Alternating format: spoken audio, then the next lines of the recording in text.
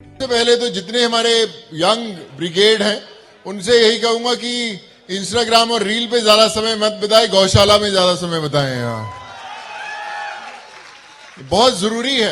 દેશના પ્રથમ ગૌ અભયારણ્યમાં કીર્તિદાનનો ભવ્ય ડાયરો સામે આવ્યો છે। રૂપિયાનો વરસાદ થયો હતો। ₹22 લાખનું દાન સોનુ સૂદે કર્યું છે। ભારત પાકિસ્તાન સરહદ નજીક સુઈગામના ગોલપનેસડા ગામે અંદાજિત 20 કરોડના ખર્ચે બની રહેલા દેશના પ્રથમ ગૌ અભયારણ્યના લાભાર્થે ગત 10 જાન્યુઆરીએ રાત્રિએ એક ઐતિહાસિક લોક ડાયરો યોજાયો હતો।